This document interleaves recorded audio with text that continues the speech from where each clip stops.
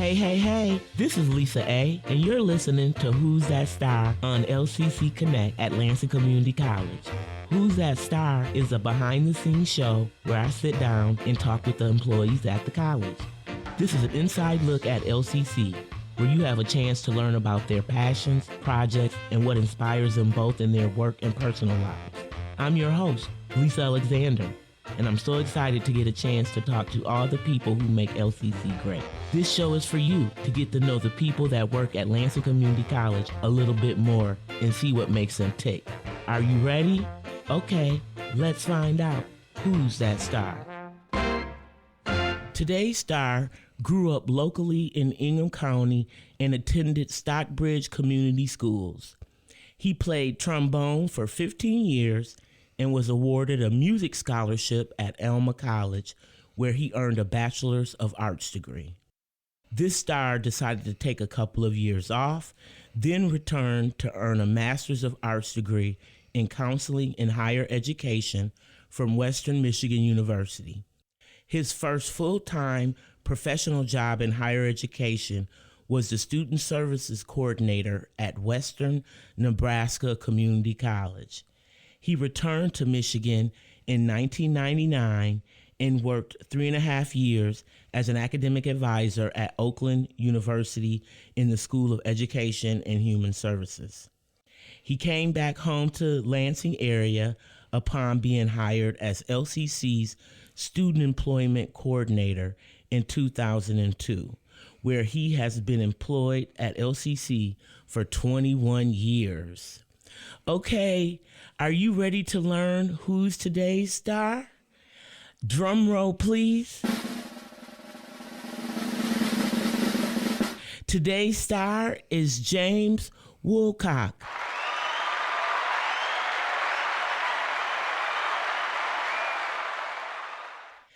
Thank you, James, for being a guest on Who's That Star. Lisa, thank you so much. I'm honored and grateful to be on here with you. I think it's a wonderful thing that you're doing. I'm sure your personality fits very well with this, being the outgoing person that you are and wanting to get to know about people. I just appreciate this opportunity, so thank you. Thank you, James. You're right, because I feel like I get an opportunity to be nosy at the same time and still give everybody an opportunity to learn about the wonderful staff that we have here at LCC. So let's jump into the questions. The first one is, how did you get started in your career? Well, that's always a good question, and I'll be honest that like a lot of young adults right out of high school and into college, if you will, I was more of a traditional age student. Didn't really know what I wanted to do. I knew I needed to go to school, get an education, but in terms of career choice or picking an academic major, forget about it. And so, you know, like a lot of students, I just started taking courses. As you'd mentioned, I had a scholarship at Alma College, and I did get through in 4 years, miraculously. Wow, yeah. And I majored in political science, but it was kind of by default. And I only say that because the majority of my undergraduate credits were in that discipline. So that was the quickest way for me to graduate. And so when reality set in at the point of graduation and I needed to get out and work and make some money and start repaying student loans, it wasn't until about the second summer that it was actually my dad who encouraged me. He found a position at the Interlochen Center for the Arts up near Traverse City. Oh, wow. And, you know, having been a former musician, it really kind of fit well. In fact, I'd been to camp there as a kid back in high school. That was my first introduction to an educational environment. I was actually working as a residence hall counselor. Oh. And living in the residence hall with the freshmen and sophomore boys at the time. And so I was immersed in, it's a boarding school. So the students actually come from all different countries to stay there and study arts, music, writing, you name it. And I felt at home there. I was helping students. I was helping people. I was part of a team. I worked real closely with the counseling staff and the dean of students at Interlochen, who just both happened to be graduates of the counseling program at Western, which is where I ended up going after that. I spent 1.5 years at Interlochen, but after that experience, I was encouraged to check into this program at Western. One thing led to another, and that's how I got into the counseling program at Western. Wow. And that took a couple of years. During that time, I also had a wonderful grad assistantship at Western in residence life that paid for a full year of grad school, but it also gave me more experience in that higher education realm. And residence life is a very common kind of entry-level position in higher ed. And so in addition to living in the residence hall, I was also doing some kind of judicial affairs related hearings, if you will. And again, really enjoyed it. So that experience, just knowing that I was in the right field, in the right occupational field, education. Both of my parents are retired teachers, so I think that indirectly, maybe directly had an influence. Little did I know at the time, and we'll probably talk about this in a little bit, but as I started to get it more into career advising and learning about the value of that, especially coming from somebody who probably needed more of it when he was younger, it was a way for me to not only learn about myself, but then to kind of do the things that I think are most natural to me, and that's helping people. Yeah. And being in an environment where I can do that on a daily basis and feel good about it at the end of the day. Like I'm really making a difference. Yes. That's one of the great things about working in education, period, is because you get an opportunity to help people. It's truly a helping profession. So I agree with you. Okay. So tell me about why you work at LCC. What is it that keeps you coming to work and so passionate about it? Also a great question. So we'll just kind of pick up from where I left off as far as, my experience at Western. So at the end of that program, my counseling program at Western, I had to complete a graduate internship in the counseling area.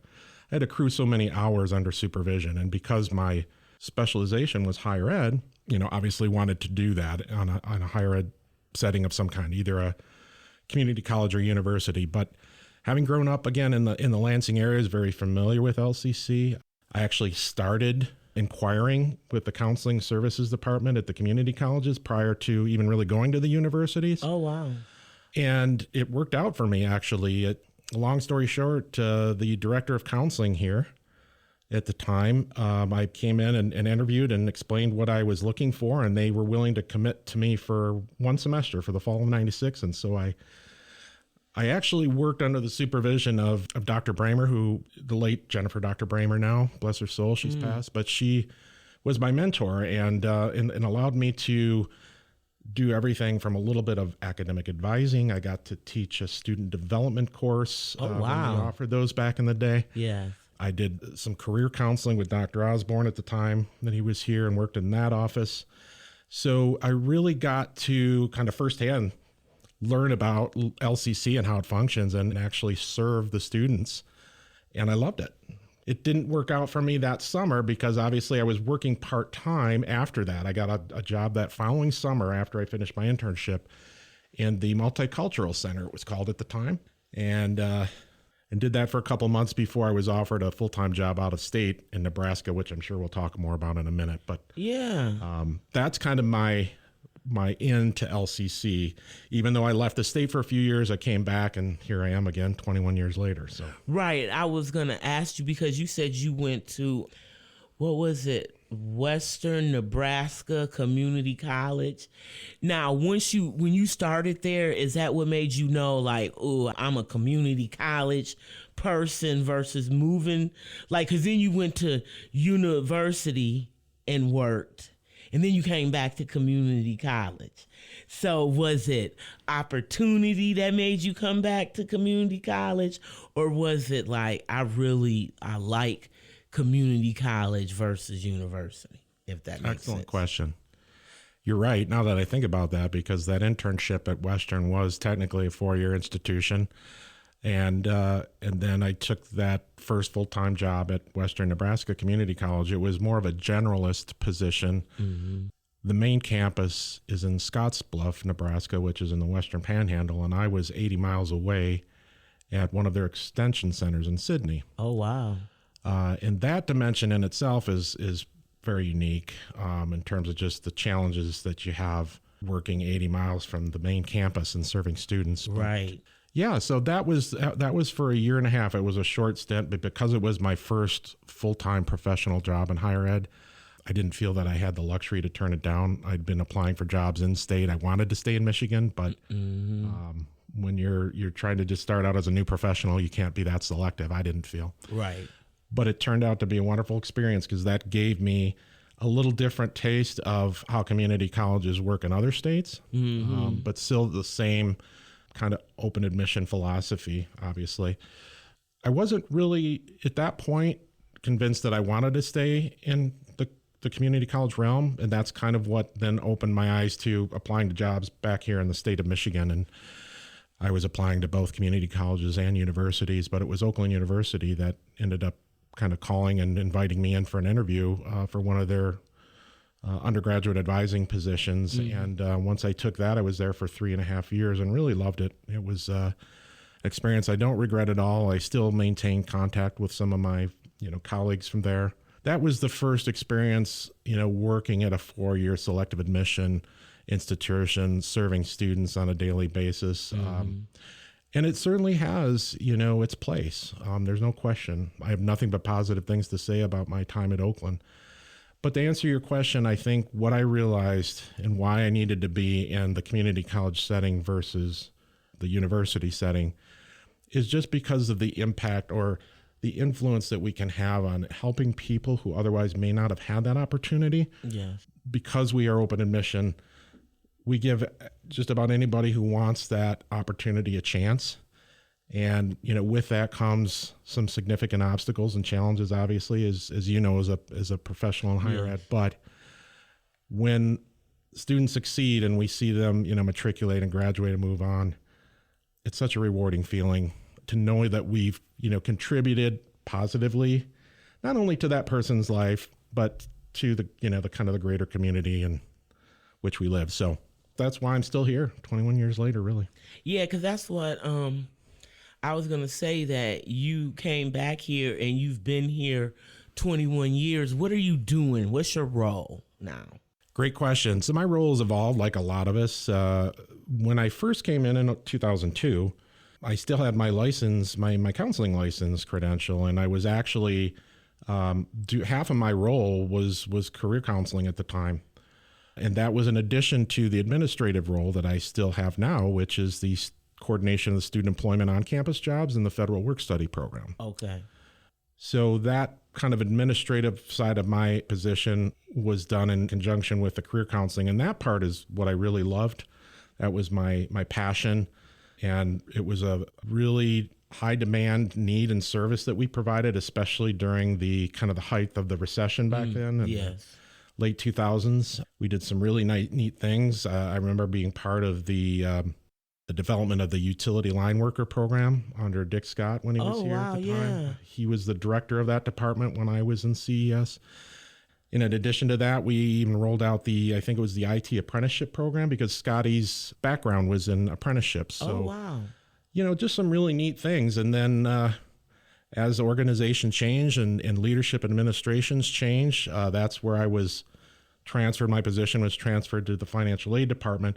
So now I'm doing more administrative, not so much the career advising piece, but that's still really my passion. And so I try to find ways to incorporate that when I meet with students, if I can. Right. Especially with that kind of that student employment bent and the experiences that you get from that and the skills that you acquire and the people that you meet.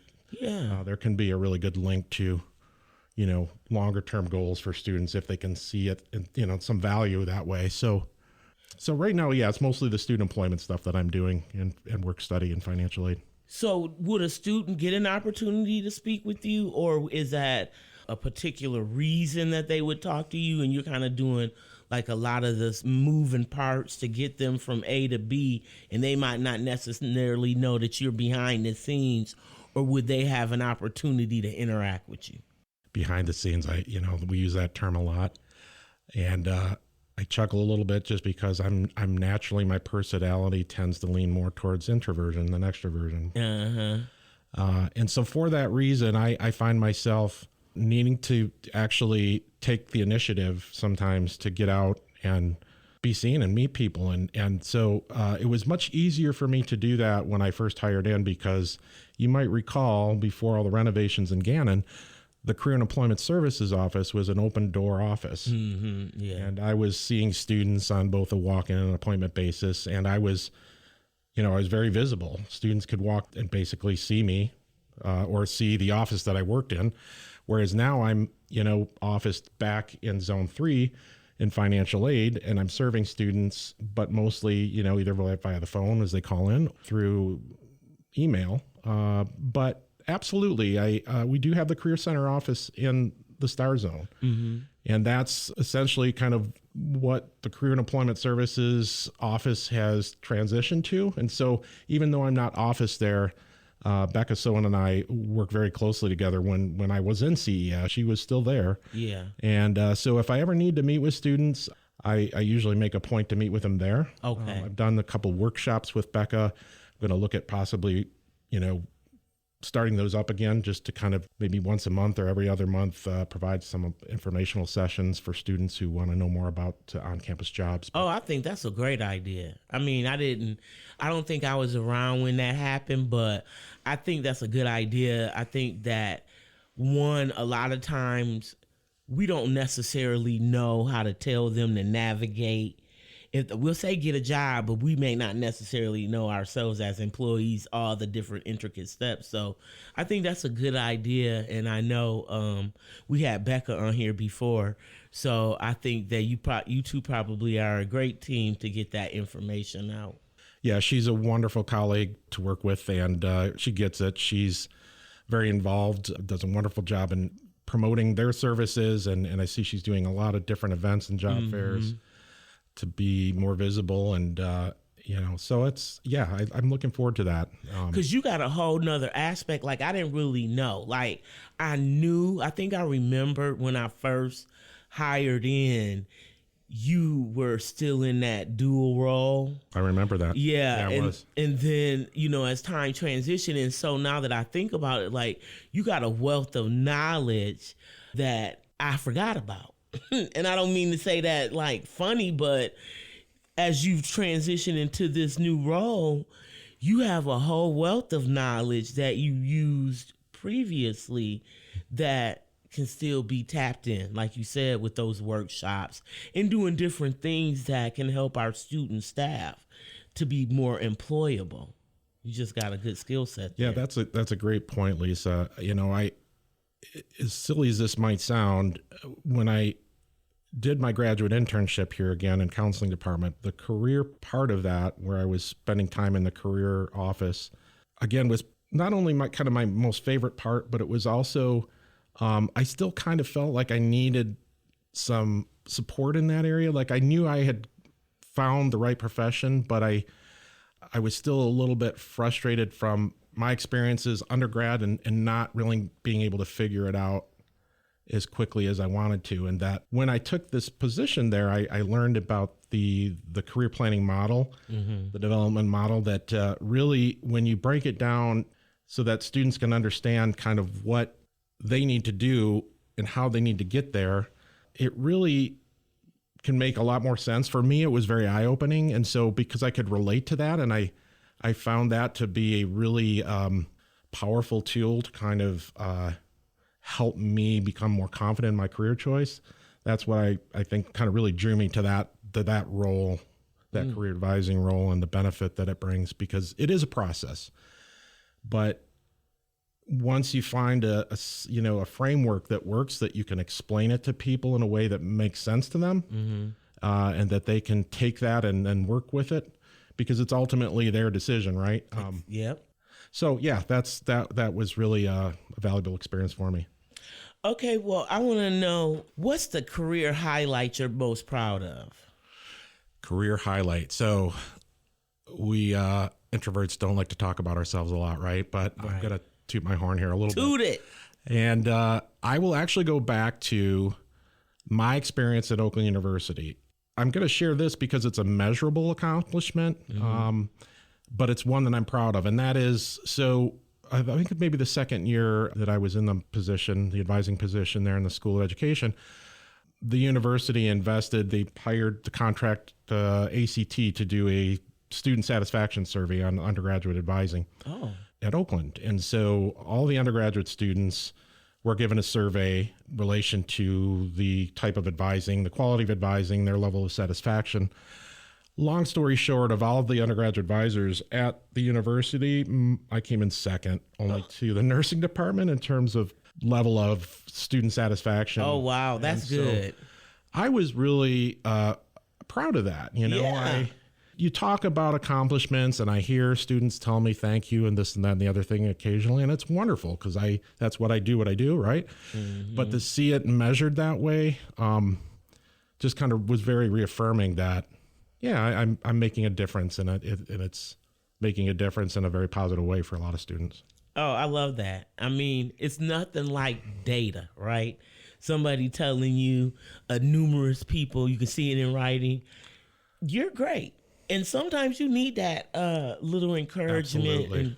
And I think that's wonderful. And because the nursing program is really specialized. So they're giving some intense guidance and advising. And for you to be up just below them, you're stellar. You know what I'm saying? You're doing a great job. And so I definitely want to shout that out. Come on over to advising. Lisa. Because that's what you do. But I absolutely, to this day, I mean, I still really cherish that. And so if I had to pick one, that would be my. Well, no, I love that because I think that it lets you know, it's just something that you can draw back on that, okay, I really was doing a good job and I did good work and my students recognize that. And I think that's important because it feeds you, right? It makes absolutely does. Oh, wow, I'm going to learn some more. I'm going to figure this out. I'm going to do that. And so I think that's great, James. And I know that the work that you do now, you do that same level. You're going to make sure the students got what they need. You're going to advocate for them. You're going to go above and beyond to make sure that those student employees have a good experience. So I don't know if you hear it, but I'll toot your horn again. I do hear it, and I appreciate it. We need to do that for each other, and I think we do a very fine job of that here at LCC. We recognize the challenges we have, but we also know it's important to celebrate those successes. And so I feel the same way about you, but thank you for those kind words. Oh, yeah, no, for sure. Well, let me ask you, what motivates you to work hard? What motivates me to work hard? I go back to, in the society we're in today, between social media and what have you, we can get inundated with a lot of negative information. I want to feel good at the end of the day and make somebody's life more positive. Mm-hmm. And maybe if I can make my life positive too, great. But it's knowing that I'm making some kind of a positive difference in somebody's life. Am I contributing to the betterment of society? And if I am, at the end of the day, I'm going to go home and sleep well. So whether that's, advising or helping them through verification requirement for financial aid, or sometimes it's not knowing the answer when the student calls in on the phone inquiring about a financial aid question. But tell you what, here's my name. I'm going to take this on personally. I'm going to get the answer for you. And if you're willing, I'll call you back in an hour or two and give you the full answer. Right. And I can't tell you how many students are fine with that. I mean, obviously you have to follow through with your word and call me back, which I do. But it's that kind of personal attention that I valued when I was a student. Mm-hmm. And so I've tried to kind of, practice what you preach, so to speak. And that's what it does make a difference. No, I get it. I appreciate that too. And I'm sure that the students do. So here's the deal. We've ran all the time and I had a whole bunch of more questions to ask, but I'm going to leave with one more question. And I could go with you another 30 minutes or so, but I'm going to end it with, what's one thing that can instantly make your day better? No question. It's the thank you. You really helped make a difference, or golly, you really took the time to give me what I needed. For me, that's huge. Some people don't necessarily need that kind of reaffirmation. I do occasionally, because we do have challenges like everybody in their profession, but it's just nice to hear something positive, and especially from the students that we serve. And when you hear that directly and they share maybe even a little bit more about the challenges they'd had up to that point. And boy, you finally took the time to figure it out. It just really is. That's what motivates me to get up and come into work every day. Really. Yeah. I mean, I love that. I'm glad that you got a chance to come on Who's That Star so that people can get opportunity to hear your passion and learn what your role is and how you help students. I appreciate you coming on Who's That Star, and I want to thank you for all the hard work that you do. And do you have anything that you'd like to close out with? You know, I will. Just one thing, because I found that this is something that I'm, 25 years into my profession or more, still need to do. And that is to connect with people, to network. Mm-hmm. And I'm talking not just about you and I as professionals in the field, but I'm talking about students right now who are going to school. And yeah, the student employees, but really any student.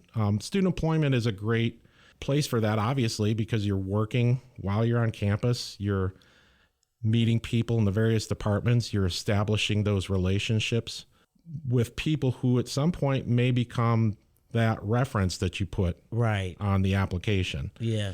And so I did a really good job of that early in my career. Once I got locked into my profession, I was working full time. I kind of let that go.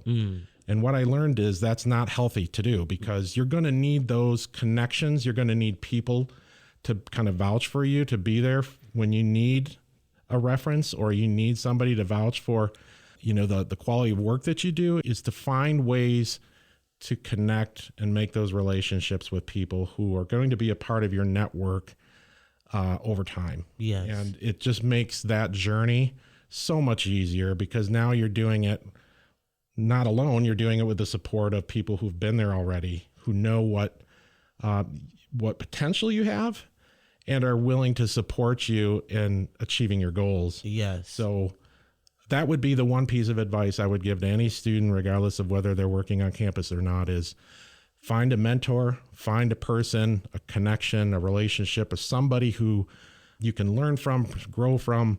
And I think that's, the sky's the limit once you do that. Well, once again, thank you, James. And we're going to close with that. Until next time, you've been listening to Who's That Star? I'm Lisa A., and you can listen to this episode of Who's That Star and other shows from LCC Connect anytime online at lccconnect.org. Thank you for listening. Catch me next time to find out who's that star.